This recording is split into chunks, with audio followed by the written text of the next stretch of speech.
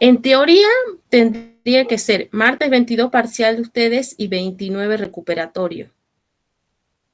Pero me dicen que el 22 no. Entonces yo voy a esperar que me confirmen si se puede hacer el 23. Y si no, lo vamos a tener que adelantar para el 15. ¿Les parece? Martes 15 y recuperar el 29 para que a ustedes el 22 le quede ahí para que se concentren en el morfo. Por mí está bien, profe. Por mí también, profe, no habría problema. Y ahí yo creo que nos va a quedar, bueno, menos clases, porque tenemos la próxima clase tendríamos que ver adolescencia, el primero no tenemos clase, y el 8 tendríamos que ver adultez y vejez. Sí o sí tendríamos entonces que recuperar la clase del primero.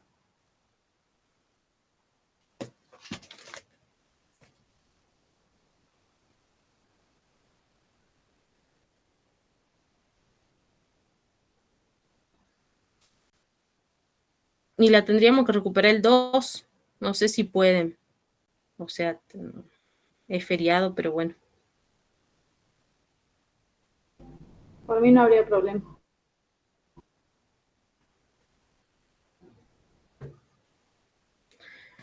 Vamos a ver re poquito. Perdimos mucho tiempo con otras cuestiones, como ahora también. Bueno, voy a esperar a ver qué me dice la profe María Inés.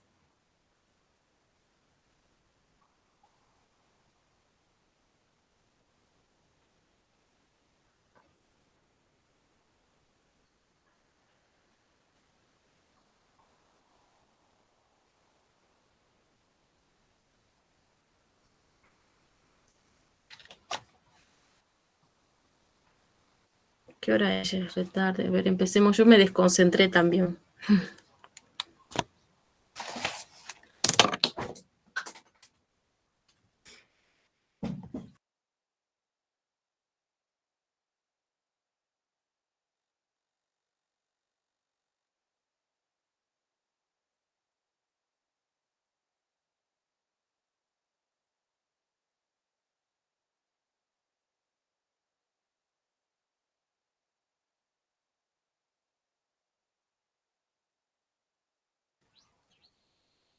Bueno, entonces continuamos con el desarrollo infantil. Vuelvo a presentar, hoy vamos a ver conceptos de crecimiento, maduración, desarrollo, el equipo del recién nacido y el nacimiento desde el punto de vista biológico.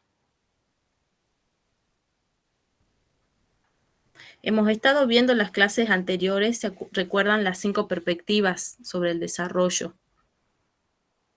Cada autor o cada teoría o cada autor va a crear, va a estudiar, va a desarrollar desde cierta perspectiva lo que es el desarrollo infantil, ¿verdad? Y les dije que vamos a ver, si tenemos tiempo hoy, el desarrollo infantil según Freud, que es el creador del psicoanálisis, que nos habla del desarrollo en etapas psicosexuales. Y el desarrollo según Piaget, que nos habla de un desarrollo de la inteligencia, del conocimiento, cómo se va pasando de un estado de menor conocimiento a un estado de mayor conocimiento. Pero ahora vamos a ver esto que tiene que ver un poco más con lo biológico, se podría decir. Ahora vamos a ver lo que nos dice sobre desarrollo infantil, Ausubel, que es un psicólogo estadounidense.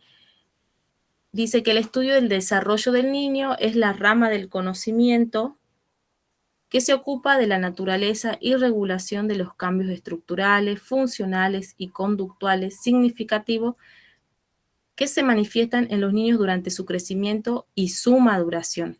Ahí ya agrega esos términos, ¿no? Crecimiento y maduración. Ya habíamos visto ya que anteriormente qué es lo que cambia en el desarrollo. Acá también nombra estos cambios estructurales, funcionales, de conducta, durante el crecimiento. Y crecimiento va a ser el aumento del volumen físico. Tiene que ver con el aumento de la masa corporal. Y decimos que al hablar de crecimiento, este no va a ser uniforme. Se crece con ritmo variable y a tiempos diferentes. Tiene que ver esto con las diferentes partes del cuerpo, ¿no? No siempre va a ser como uniforme nuestro crecimiento. Va a haber partes de nuestro cuerpo que van a crecer más que otras. Depende también en la etapa en que estemos. Maduración. Proceso que termina posibilitando, es un proceso, posibilita una acción, un acto, y tiene siempre una base neuromuscular. Entonces acá vamos a tener que tener en cuenta que maduración nos lleva a lo que es el sistema nervioso, ¿sí? Cómo se va desarrollando, cómo se produce esa maduración. Y esta maduración, esto es importante que sepan, puede ser pregunta de parcial. La maduración está compuesta por procesos, el de diferenciación y el de integración. El de diferenciación alude a la especialización progresiva de las estructuras psicofísicas para determinadas funciones. Esta especialización de la que habla se va haciendo en función de los procesos adaptativos entre el individuo y el medio. O sea que va a haber una diferencia, se van diferenciando ciertas acciones, ciertos procesos, y se va especializando también la acción que va a realizar el niño, según la maduración que se va dando. Por ejemplo, a medida que va progresando, entonces, esta maduración del sistema nervioso, se van a ir complejizando alguna acción, sí, es una acción, se lo vemos en acción. Por ejemplo, primero pues podemos tomar como los niños pequeños, bebés o de meses, hacen algún gesto para querer agarrar algún objeto, pero no lo puede sostener todavía. Es como que estira el bracito y lo mueve, pero todavía no puede sostenerlo, agarrar el objeto.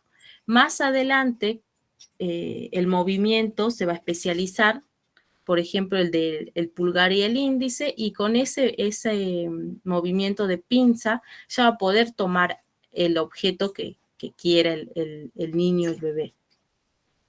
Sí, por ejemplo, ahí en la imagen que tenemos, ya están en una edad que pueden sostener y tomar un objeto. Ahí están como unas pelotitas que están colgando. Y esto nos va a llevar más adelante, si continuamos, también al desarrollo de la motricidad fina, donde ya pueden tomar un lápiz, dibujar, escribir y hacer como estos movimientos más chiquititos, ¿no? Para poder escribir. Esa es la diferenciación que tiene que ver a la especialización de estas acciones, ¿no? Y de la especialización y la maduración del sistema nervioso para posibilitar esta acción. Después tenemos la integración, que tiene que ver con la subordinación de todas las partes y funcionamiento total del organismo. ¿Qué quiere decir? Que se van integrando subordinadamente cada parte al total del organismo, ¿no? Eso también ya, no me acuerdo si ya lo habíamos visto.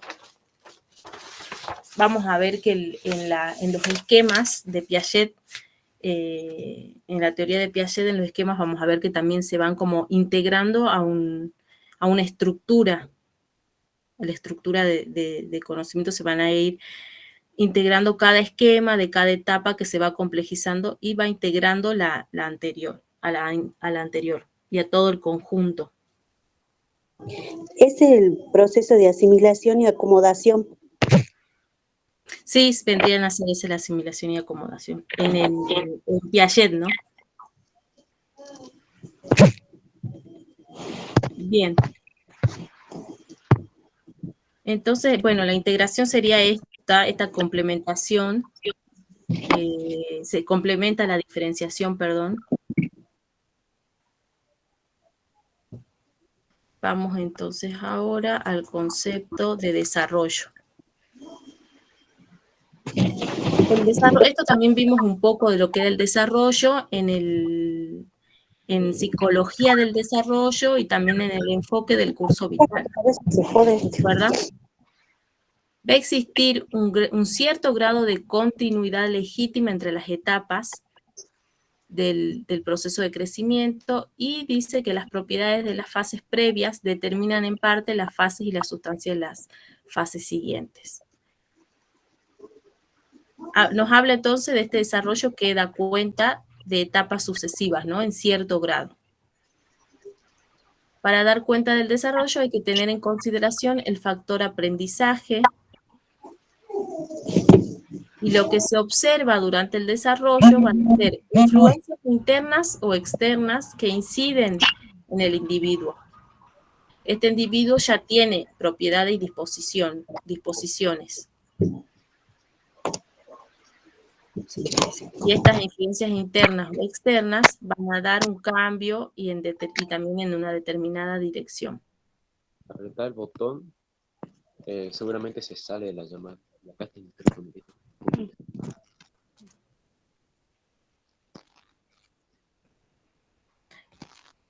Bien, teníamos factores internos y externos. Tenemos el factor hereditario, genético, nos referimos entonces a la información biológica transmitida de padres a hijos y que influyen en una gran variedad de características. Y después también tenemos el factor ambiente o externo y tenemos como primer ambiente físico, antes de su nacimiento, que sería el útero de la madre.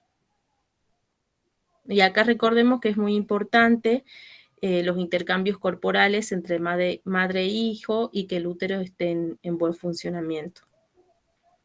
Pero el ambiente que le sigue, digamos, al útero de la madre, bueno, extrauterino sería la familia, ¿no? El nacimiento se da dentro de una familia, de una organización familiar, y en este caso podría ser también llamar a cómo es el sitio, la casa, en donde se va a desarrollar ese niño. Pero también vamos a hablar de un ambiente que no es solo físico, sino también el ambiente en el que el niño vive. Por ejemplo, en el ambiente que se crea, o diríamos, como decíamos anteriormente, la dinámica que se crea, dinámica familiar que existe, ¿no? ¿Cómo es ese ambiente? Si el niño es aceptado o reconocido en sus necesidades, demandas, o es rechazado. Por ejemplo, si un niño pequeño pide UPA a la mamá y por lo general la madre lo saca, lo rechaza o le dice que le está molestando, va a aprender cierta conducta o va a aprender de ese rechazo, ¿no?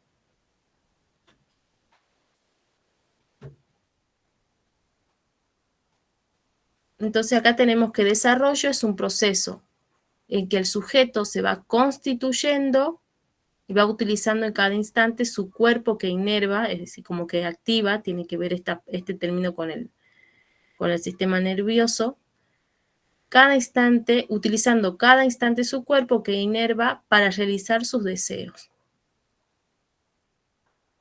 Entonces, en ese desarrollo, en ese crecimiento, en esa maduración, también se va constituyendo un sujeto, teniendo en cuenta esto, ¿no? Lo del ambiente.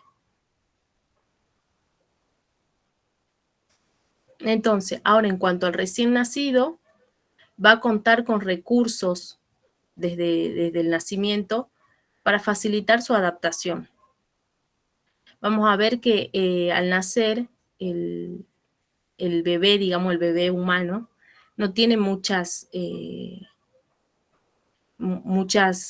respuestas al estímulo ambiental, salvo que sean como muy fuertes esos estímulos, ¿no? En un primer momento no da mucha respuesta a los estímulos.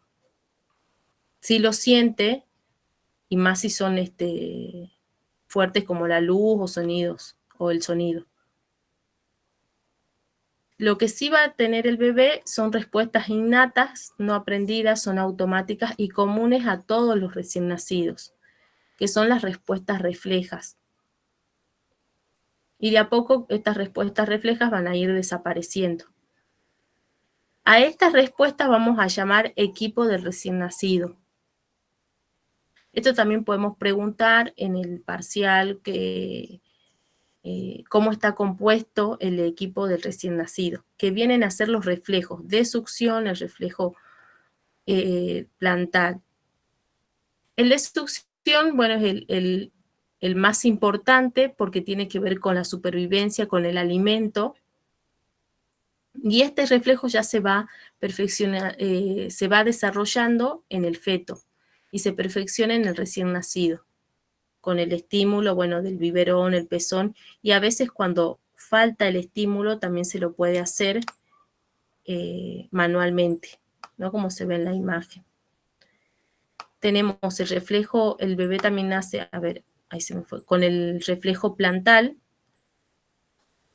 el cual se puede comprobar haciendo una caricia en la planta del pie, que sería el estímulo, y la respuesta va a ser la apertura de los deditos del bebé.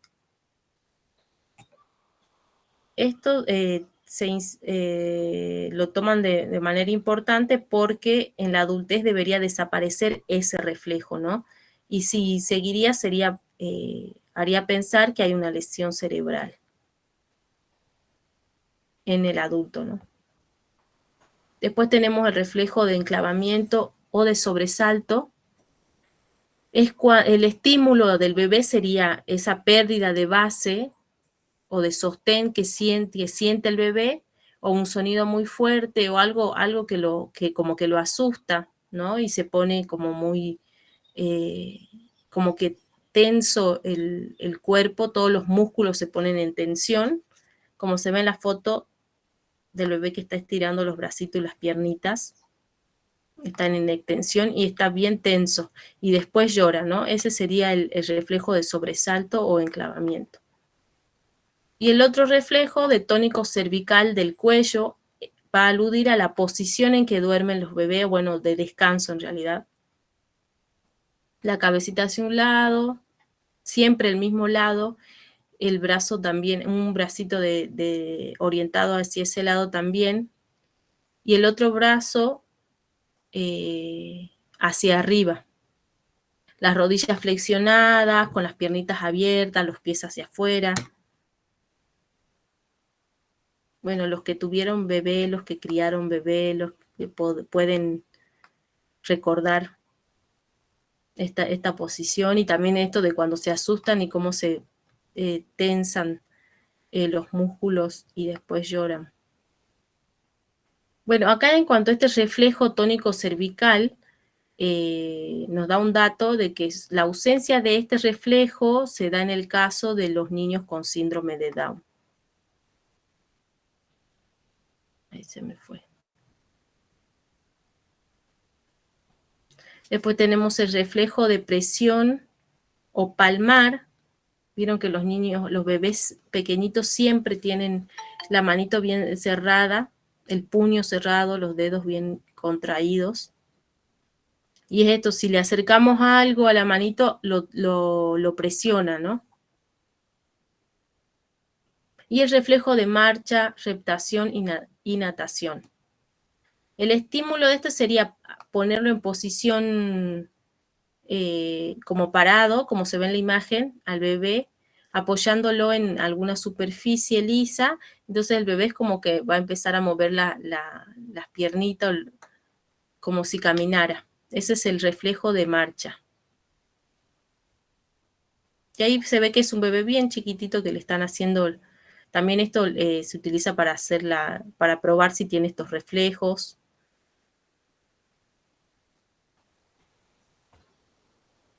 Bien, ahora vamos a ver esto también. Leyes o principios del desarrollo. Primero tenemos el primer principio o ley, dirección de la maduración. Tenemos A, cefalocaudal, y B, próximo distal. Ahí nos ayuda en la imagen a cefalocaudal, nos va a decir que el desarrollo prenatal se va a dar desde el extremo de la cabeza hacia abajo y se va desarrollando distintas porciones inferiores del cuerpo. Este mismo principio se aplica al bebé, al recién nacido, ¿no? La cabeza del bebé va a entrar en función antes que las manos van a empezar a actuar antes que los pies. Y, por ejemplo, un bebé va a lograr sostener su cabeza, después sentarse, para después va a adquirir la posición de parado. Es como que se va dando en esa dirección. La dirección próximo-distal implica que el desarrollo y la maduración se produce desde el eje central del cuerpo, nuestro eje, que ahí donde se ve en la imagen, donde está la X en la negrita. Ese es nuestro eje,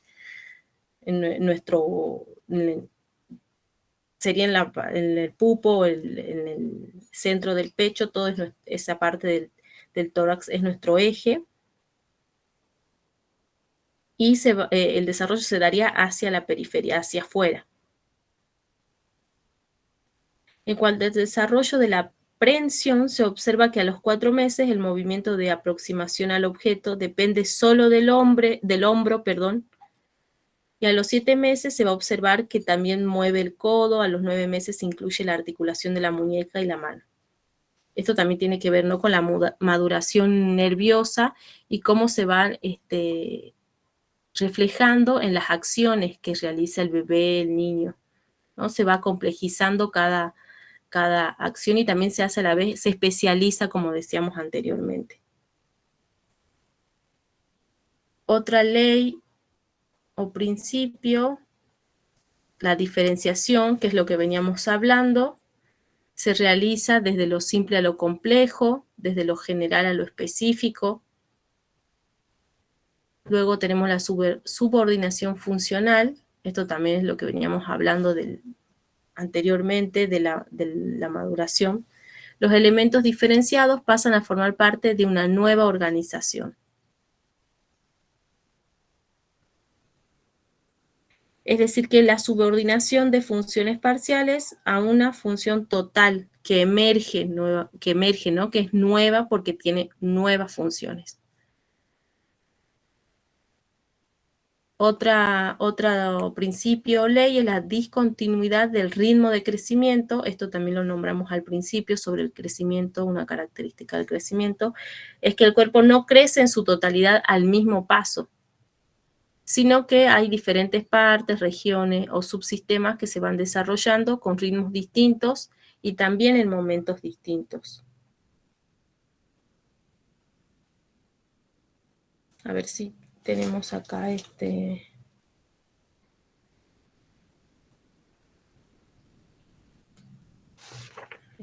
Bien.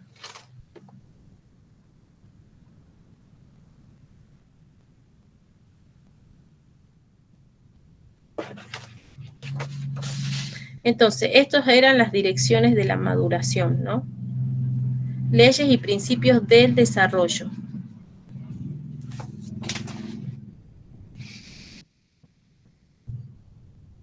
Vamos a tomar este concepto de desarrollo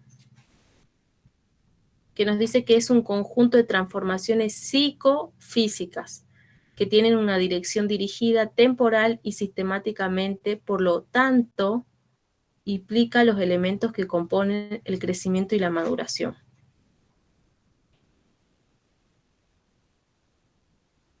Vamos a ver que en la cuestión del desarrollo hay diferentes recortes que se realizan en cuanto a qué se desarrolla, a las funciones y las funciones del sujeto.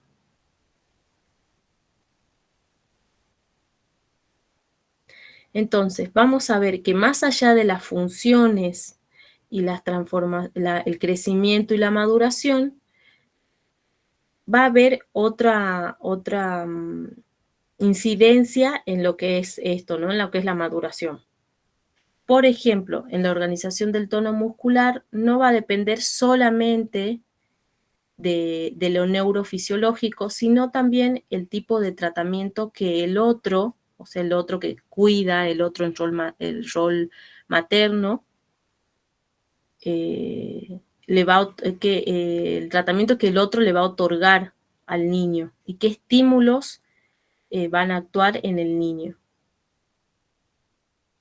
Bueno, acá en el texto dice que hasta los fisioterapeutas más organicistas reconocen que hay una influencia de lo emocional en la formación del tono. Por ejemplo, pensemos en cómo se sostiene al bebé. Tenemos el ejemplo de las mamás, de las personas que viven por lo general en el campo. Bueno, mi abuela, ella llevaba a mi mamá, no sé cómo se llama, tiene un nombre, no me acuerdo en este momento, cuando los envuelven a los bebés y los ponen en la espalda, ¿no? A través de un chal. ¿Morral no es, profe? ¿Cómo? Morral. No, no es morral. Es una palabra que creo que es en quechua. Lo que los ponen Ok, atrás en la profe. espalda, no sé si vieron que algunas personas del más... Aguayo, profe, puede ser. No, Profe, creo que Aguayo es mira, tela. claro, el aguayo es la tela, el tejido, digamos. Pero no, cuando los ponen, bueno, atrás en la espalda, es ya una forma de sostener el bebé.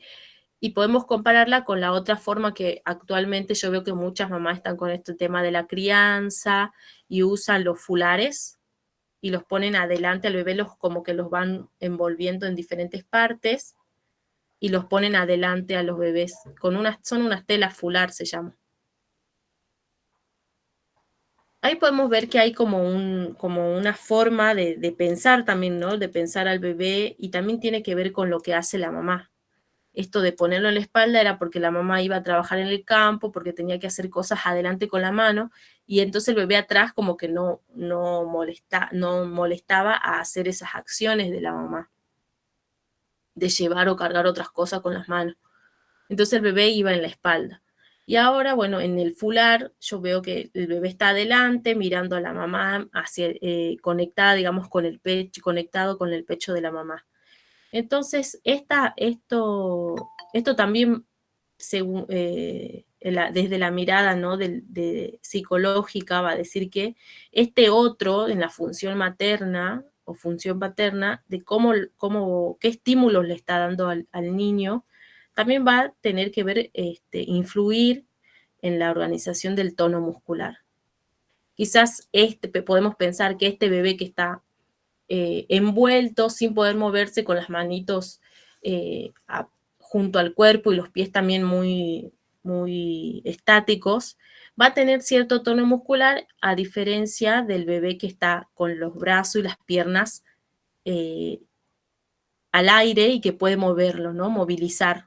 Y también esto que va a tener cerca la mirada de la mamá, al bebé que está atrás en la espalda, que no va a ver a la mamá, no va a tener ese contacto visual con la mamá. Entonces, ahí podemos tener como ese ejemplo de que no solamente va a depender de lo neurofisiológico la organización del tono muscular.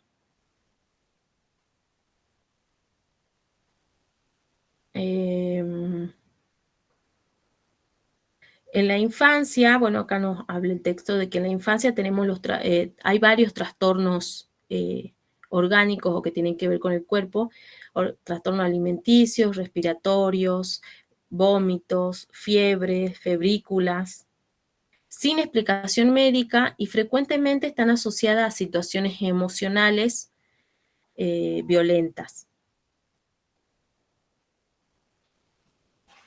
Entonces esto nos va a demostrar que hasta qué punto hay determinaciones simbólicas, ¿no? Que capturan el cuerpo del niño y digamos como que están lo que se va a expresar va a ser ese síntoma, ¿no?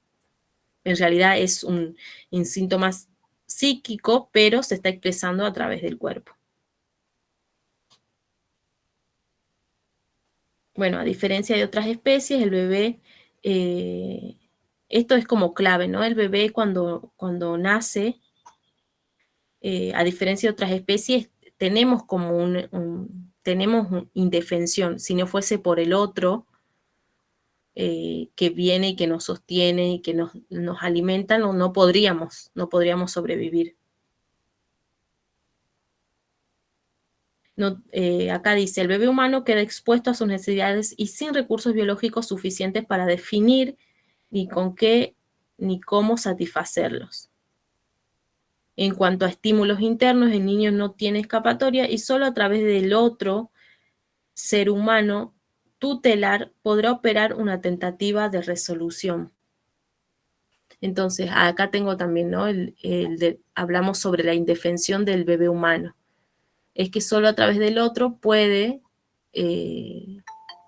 podrá operar, digamos, el otro que lo tutela, que lo sostiene, le podrá operar una suerte, una tentativa de resolución a lo que necesita y a las demandas del bebé.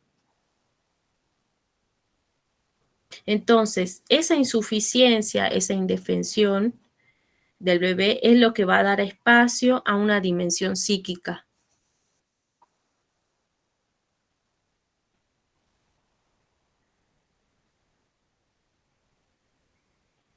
No quiero, estoy pensando porque no quiero decir palabras como muy de psicoanálisis para que no se confundan.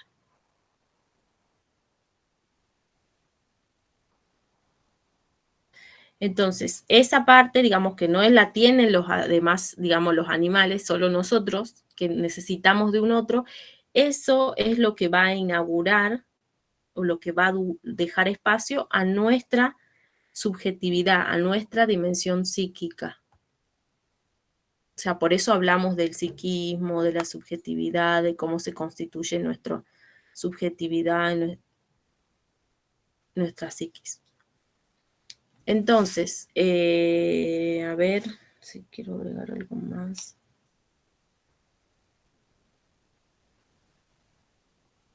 Y también, bueno, acá hay algo más que habla el texto sobre el otro, sobre el rol materno, o sobre el otro que está con el bebé.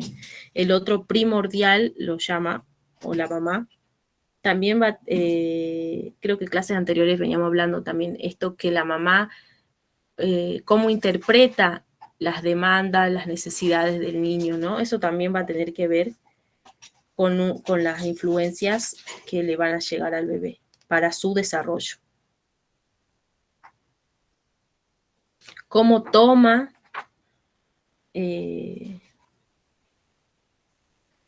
bueno, acá les leo a ver para que ustedes tengan como una idea.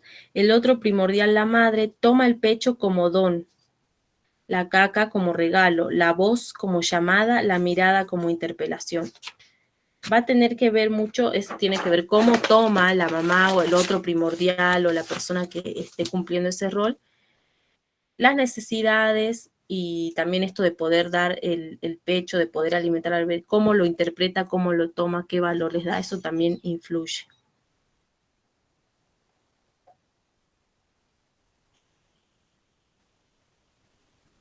Bien, entonces podemos decir que el desarrollo del bebé humano no se opera por un simple automatismo biológico, ¿no? También tenemos entonces esta otra dimensión psíquica. Los estímulos externos no son el motor del desarrollo, sino también que tenemos otros estímulos. Su cuerpo no se organiza por sus funciones musculares o fisiológicas, sino por las marcas simbólicas que lo afectan. Esto es lo que le venía hablando de las marcas simbólicas, serían cómo la madre o el que está cumpliendo el rol de madre o del otro primordial. Esperen que ahí ingresaron otros compañeros. Ahí está. Marcan también al bebé, ¿no? En esta organización que hablamos también de cómo se organiza el tono muscular y quizás otras funciones más. Y también lo que marca el ritmo del desarrollo es el deseo del otro que obra sobre el niño a través de su discurso. Entonces, va a marcar la mamá o siempre hablamos de función, ¿no? Quizás no es la mamá biológica, pero otras personas que son el otro, importante, digamos, el deseo del otro también sobre el niño. También lo va a marcar, ¿no? Con su discurso. Y lo madurativo se mantiene como límite, pero no como causa. Es decir, que quizás en lo madurativo puede estar, el sistema nervioso puede estar bien y se puede estar desarrollando como se espera, pero el desarrollo donde entra esto que nos hace ser humanos, que es lo subjetivo, y el deseo también va a marcar y va a dejar huellas y marcas en este niño, y también va a tener que ver cómo se desarrolla el niño. Un ejemplo muy extremo tiene que ver con este síndrome el síndrome de las mamás que a veces enferman a los niños. El síndrome Milhauser se llama, donde seguramente lo vieron, pasaron en series o películas, donde la mamá es la que enferma al bebé. Tiene que ver, ahí se ve, digamos, el deseo de la madre, que en realidad ni se da cuenta, es como tiene también un trastorno la mamá. Con obsesiones, más que nada. En realidad, bueno, después ya se puede estudiar qué es lo que desea la madre, qué trastorno tiene o por qué, pero más que nada tiene que ver con el control y de que el rol de ser madre y qué es ser madre para esa mujer, ¿no? Enferma al niño de manera que el niño siempre está dependiendo de la madre, ¿no? Y hay son niños, digamos, que tienen del sistema nervioso en condiciones, en cuanto a su maduración también, es perfecto, pero el desarrollo no se está dando de la manera adecuada o acompañando esa maduración neuronal.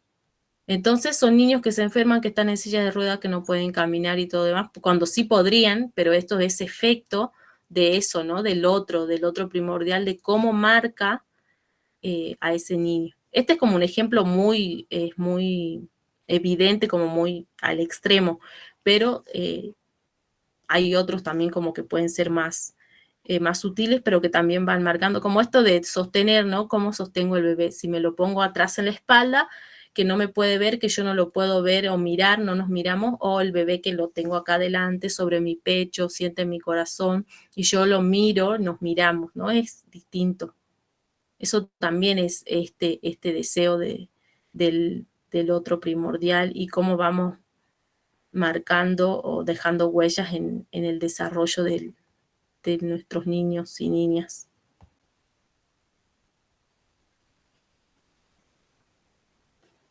El sujeto no se desarrolla porque está anticipado en una estructura dada. Aún desde su prematuridad, el bebé es tomado en una red de significantes que estructuralmente lo contiene acabado. Esta red de significantes es lo que venimos hablando, ¿no? Que es, lo digo así sencillamente porque el significante viene de estos términos, estos conceptos vienen de Lacan. Lacan es un psicoanalista que continuó, digamos, la tarea de Freud y agrega la importancia del lenguaje, del discurso en el psicoanálisis y habla de significante y significado. Pero tiene que ver con, dice, el bebé es tomado en una red de significantes que estructuralmente lo contiene acabado. ¿Dónde nace el bebé? Le va a dar mucho significado a ¿no? ¿Dónde nace? Si nace en la casa, estoy dando un ejemplo, por ejemplo, dando el ejemplo del nacimiento. Nace en un quirófano, nace en una casa, nace en un río, ahora están haciendo nacer, digamos, en unas bañeras, preparan todo con el papá presente, o en el quirófano donde solamente está la mamá y está lleno de enfermeros y médicos, ¿no? Son como distintos escenarios que es esa red en ese momento, en el momento del nacimiento, donde es tomado el bebé. Es como, y todo eso va a marcar y dejar huella en el desarrollo y en la psiquis del bebé. Acá vemos de nuevo, habla otra vez de la maduración y dice que, resumiendo, es el conjunto de transformaciones que sufren los organismos o algunas de sus células hasta alcanzar su plenitud, ¿no? Ahí se ve como bien diferenciado lo que es desarrollo, maduración, y vamos a ver que estos conceptos son diferentes, son perspectivas diferentes de ver los procesos evolutivos del niño. El crecimiento alude a los cambios habíamos visto ya al principio, al aumento del tamaño, peso y volumen corporal. Y la maduración señala el completamiento de las estructuras biológicas y su acabada articulación. Eso también es importante que diferenciemos para el parcial qué es maduración, qué es crecimiento, a qué alude el desarrollo. Pasamos ahora a lo que es el significado psicobiológico del nacimiento.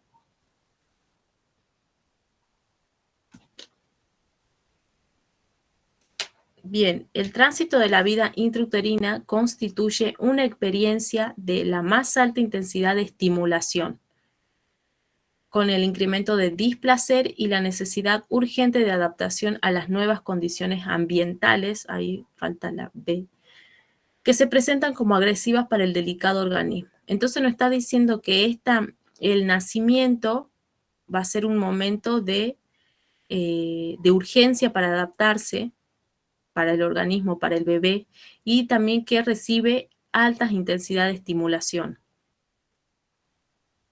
que le va a provocar displacer, ¿no? Es como que pasa de un ambiente a otro muy distinto. Entonces vamos a tomar lo que dice Selye, que describe,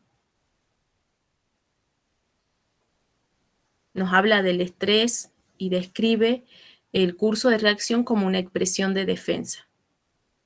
Él describe, digamos, distintos niveles en los que se da el estrés o este estado de alarma, ¿no? Cuando hay un cambio, cuando hay hay que hacer una adaptación rápidamente.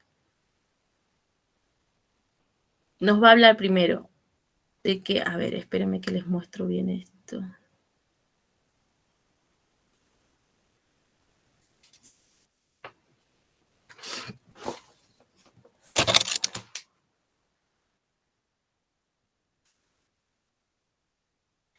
Va a decir que la reacción de alarma puede ser dividida en una fase de shock y la de contrashock. Durante la primera fase, el organismo sufre el impacto de la situación que lo desequilibra, y en la segunda, el organismo va a producir una serie de cambios con los cuales trata de defenderse y reajustarse a las nuevas condiciones ambientales.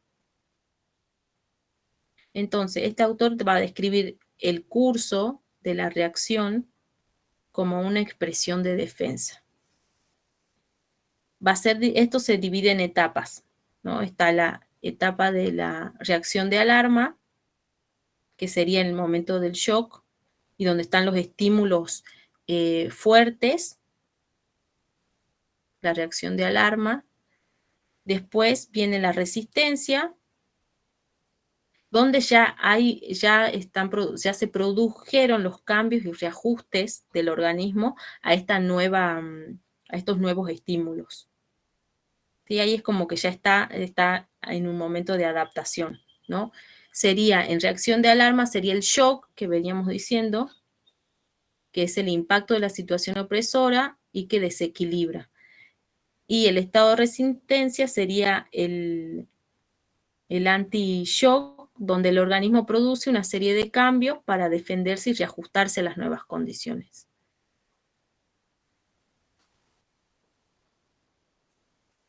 Bien. El agotamiento. En el caso que continúen los estímulos y que el organismo no logre adaptarse o no encuentre respuestas apropiadas, viene el momento de agotamiento y puede llegar hasta la muerte, ¿no? Esto, hablando del estrés, podría hablarse del estrés crónico en ese momento, donde hay un agotamiento, hay diferentes síntomas que les va sucediendo a ese organismo que está en estrés crónico y se va enfermando. Sabemos que el estrés crónico enferma, ¿no? Y produce muchos síntomas.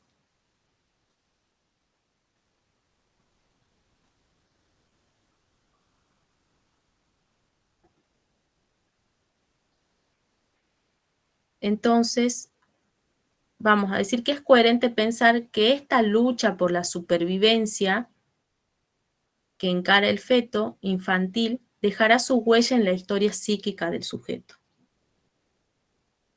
Hay algo que no está en la diapositiva, que tiene que ver con que el feto en las últimas semanas de gestación va preparándose, digamos, en realidad las glándulas, la hipófisis y las suprarrenales se van acumulando. En realidad dice que se hipertrofian, ¿no? Porque van a estar acumulando para segregar en el momento del nacimiento y para poder reaccionar en ese momento de shock las diferentes hormonas o neurotransmisores que necesite para esa adaptación. Por ejemplo, la adrenalina y otras hormonas que van a necesitar para ese momento de shock y de adaptación. Y estas hormonas van a ser las que van a estimular los centros respiratorios, circulatorios y demás para que pueda, como el organismo, adaptarse a este nuevo medio en el que nace. Además de, como dijimos, teniendo en cuenta en qué escenario se da el nacimiento. Bueno, y acá nos habla de una supervivencia, ¿no?, del feto, que si bien está preparado, podríamos hablar a nivel neuronal, puede que también no se adapte, ¿no?, y haya alguna irregularidad o algo que no funcione, y sabemos que muchas veces, no, ahora no tengo como ningún ejemplo, no se me viene, pero hay bebés que por ahí no le estaba todo bien y al nacer no están bien las vías. Profe, a mi hijo le pasó porque mi hijo nació de 4.200 por parto normal y le costó respirar. Entonces le tuvieron que hacer reanimación cuando nació. Ah, bien. Bueno, ahí es como un ejemplo, ¿no? Esto de por ahí estimular eso que todavía le falta o le falta estimularse en lo internamente. Porque acá sabemos que nos dice el texto, después yo les voy a pasar. El texto es de una ficha de cátedra de la profesora Marta Salas de la Facultad de Psicología, y nos pone que estos días antes del término de la gestación, las glándulas se convierten en glándulas de estado de acumulación, ¿no? Acumulan los neurotransmisores y hormonas, como la adrenalina, que van a necesitar para ese momento, para activar esto que decíamos, el sistema circulatorio, el sistema, centros respiratorios. Entonces puede ser que en algún momento falte y lo que pasa es la asistencia de los que están ahí, digamos, del médico, para poder estimular esos sistemas, ¿no?, que no se pudo desde lo orgánico, desde el sistema nervioso. Entonces, por eso hablamos de esta, ¿no?, lucha de supervivencia, porque pasa imagínense de un ambiente tan distinto de la vida intrauterina a estar afuera. Y eso es tan fuerte que desde la psicología se dice que, bueno, va a dejar una huella en la historia psíquica del sujeto, ¿no? Es como que, por más, bueno, nosotros no los recordamos, pero esa huella, esa marca de cómo fue nuestro nacimiento también está presente. Y ahí tienen que ver una pregunta también, ahí voy a volver arriba. Profe, por eso usted dice que en las últimas semanas de gestación, digamos, van acumulando hormonas, por ejemplo, bueno, la adrenalina, que es una forma de defensa. Sí, para reaccionar, es como que nos reaccionamos, viste, rápido con esa. Es ¿Y que el qué, bebé qué otro cuando en el tipo de más parto, de hormonas? ¿Cómo? ¿Qué otro tipo más, aparte de la adrenalina, por ejemplo, que son forma, digamos, de defensa para el nacimiento? Y acá yo en el texto me plantean la adrenalina, pero yo creo que deben estar todas las que tienen que ver con el estado del estrés, ese estrés de defensa cuando pasa algo. el bebé se Cuando cansa cuando sentimos, está en el parto, porque él también ¿cómo? trabaja, que el bebé cuando está en el parto y más en el parto normal, el bebé hace mucho esfuerzo para poder salir por el canal de parto, entonces el bebé se agita y se cansa.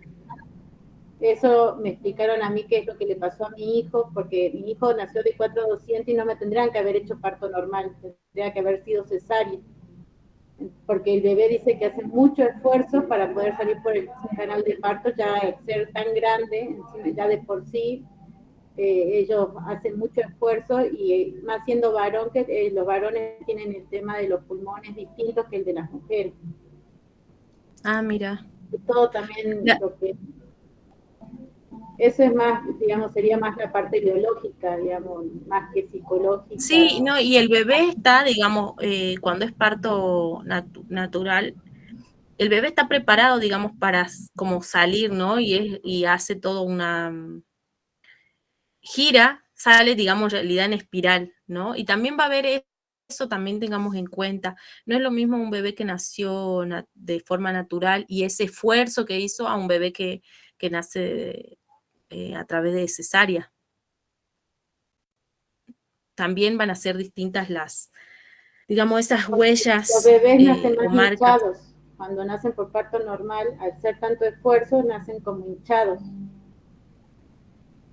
Sí, eso sería, por ejemplo, como una característica o sí, caracterizar, digamos, de qué es lo que se le ve en lo corporal, ¿no? Yo estoy hablando de las marcas psíquicas que tienen los bebés al nacer de cierta manera, en cierto escenario, como le decía, en la casa, en un quirófano,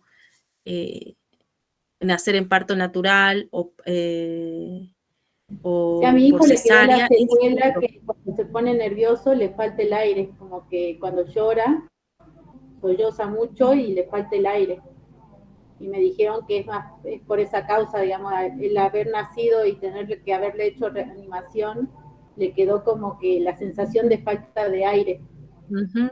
También puede ser algo también psicológico y no tan orgánico, ¿no? Hablábamos de eso, de cómo Por hay eso cosas que le quedó la son, sensación de falta de aire, porque él lo que es, digamos, todo lo que es médicamente está bien, está tiene bien. bien sus pulmones, todo, pero si no es algo psicológico, que cuando él se pone Sí. nervioso, le falta el aire. Bueno, ahí tenemos ya un ejemplo, gracias Ana, un ejemplo de esto, ¿no? Del significado psicobiológico del nacimiento, que va a ser una pregunta de parcial también. ¿A qué llamamos significado psicobiológico del nacimiento? Que tiene que ver esto, lo biológico, pero también está lo psíquico, ¿no? De esa experiencia de pasar de un ambiente intrauterino a un ambiente totalmente diferente y más allá de que el sistema nervioso se prepare, también hay huellas y marcas en lo psíquico. Y la adrenalina, bueno, veníamos hablando de esto de la adrenalina, que es lo que activa nuestro cuerpo cuando también tenemos miedo, sentimos que algo y como que nos prepara, ya sea para atacar, huir o paralizarnos, porque son las formas de que reacciones que tenemos como seres humanos, en realidad que son más antiguas y como los animales también las tienen. Y después está el cortisol, que en realidad el cortisol ya es cuando también es una hormona, pero el cortisol quedaría dando vueltas si es que tenemos un estrés crónico, ¿no? El cortisol es el que estaría ahí como funcionando y es el que viene a darnos, viene como a enfermarnos. Igual no sabría cómo explicarles tan bien, o sea, como médicamente eso, pero el cortisol es como una hormona muy mala si está durante mucho tiempo, ¿no? Empieza a afectar distintos sistemas. Profe, ¿y cuáles serían, o sea, digamos, las diferencias o secuelas, como usted dice, de nacimiento psicológicas por distintas formas de nacimiento, digamos?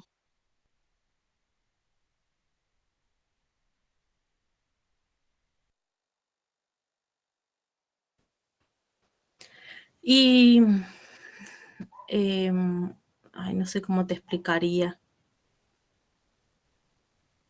Porque en realidad es como algo, tiene que ver más con respuestas psicoanalíticas, porque el psicoanálisis siempre se va como al pasado para dar respuestas del presente, ¿no? Y dice que nunca, como que no desaparece toda esa experiencia que tuvimos al nacer y de niños y niñas que por ahí a veces olvidamos, sino que eso siempre se va actualizando en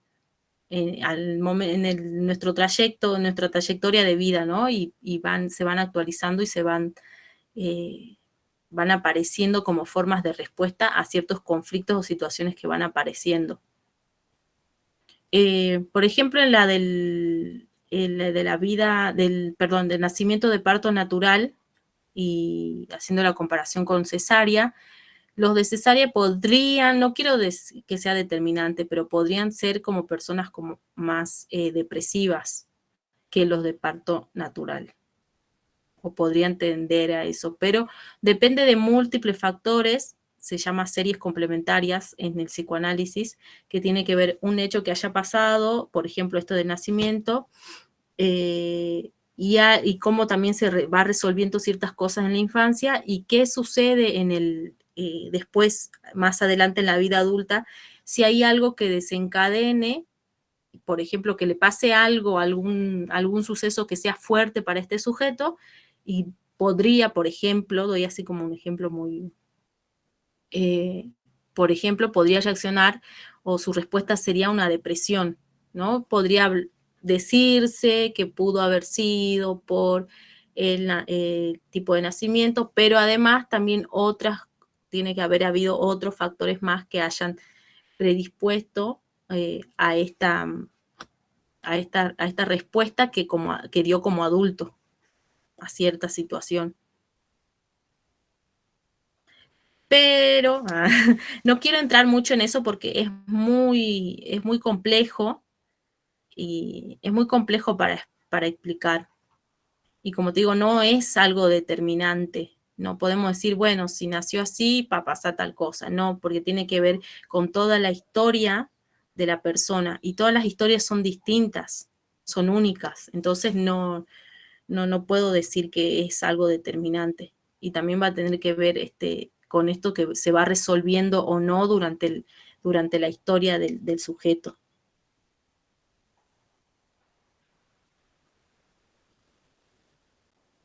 Por eso, en cuanto a las etapas psicosexuales,